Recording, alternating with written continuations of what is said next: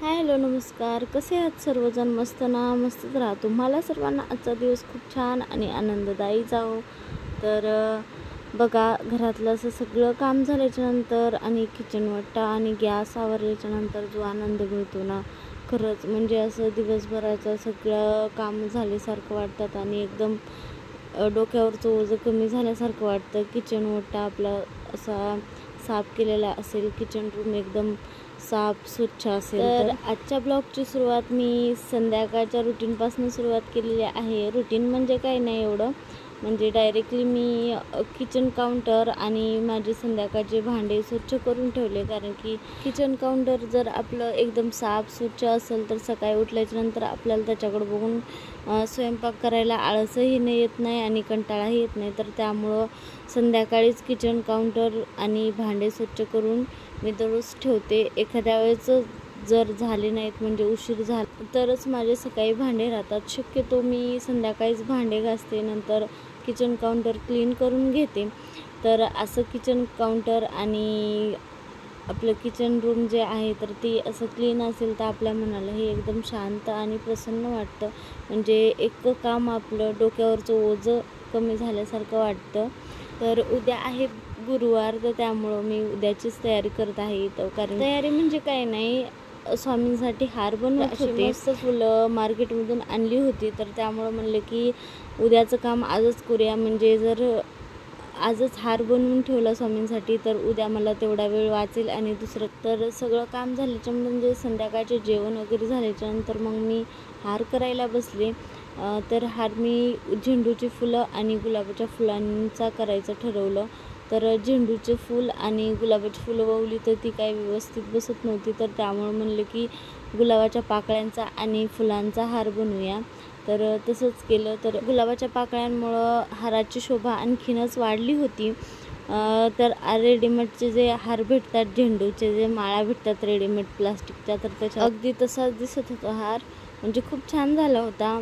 मी सहसा विकत हार आणत नाही, कारण की मला स्वामींसाठी स्वतःच्या हाताने हार बनवायला खूप जास्त आवडतं. म्हणजे मला एक वेगळाच आनंद भेटतो आणि समाधानही मिळतं. तर त्यामुळं मी प्रत्येक वेळी शक्यतो मी माझ्या हाताने स्वामींना हार बनवते. मला जर एखाद्या वेळेस वेळ मिळाला नाही हार बनवण्यासाठी किंवा फुलं भेटली नाहीत तर तेव्हाच मी रेडीमेड हार आणायला लावते. शक्यतो तसं होत नाही, म्हणजे मला वेळ मिळत नाही असं नाही. म्हणजे मी स्वामींसाठी हार बनवण्यासाठी मी वेळ काढतेच. म्हणजे त्यानंतर मग लगेच मी गुरुवारचा व्हिडिओ त्यामध्ये ॲड केलेला आहे.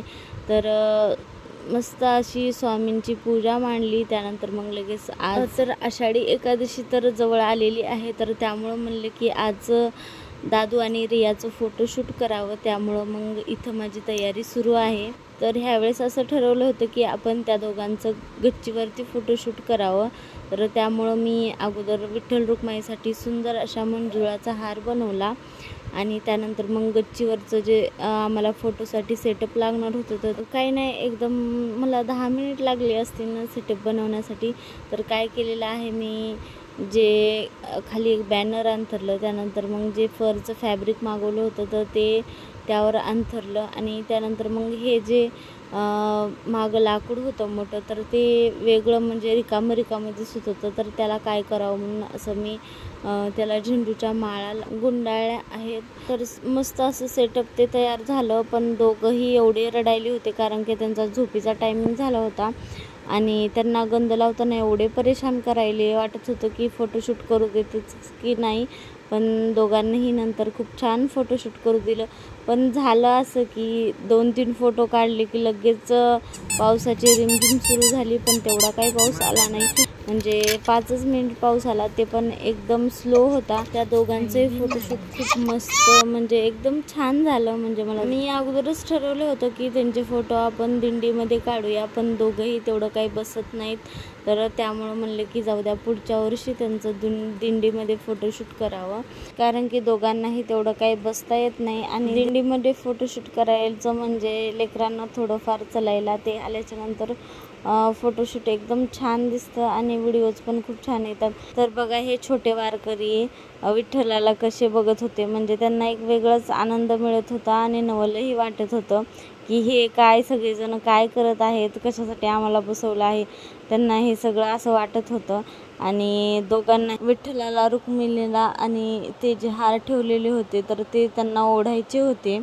त्यानंतर मग सगळं झाल्याच्या नंतर मग मी स्वामींची पोथी वाचली, 11 माळी जप केला, 11 वेळेस तारक मंत्र म्हणला आणि त्यानंतर मग सगळ्यांनी मिळून स्वामींची आरती केली. तर भरपूर जणांना असं वाटतं की ही व्हिडिओ कधी बनवते आणि कधी एडिटिंग वगैरे करते, म्हणजे ह्या सगळ्या गोष्टीला तिला कधी वेळ मिळतो.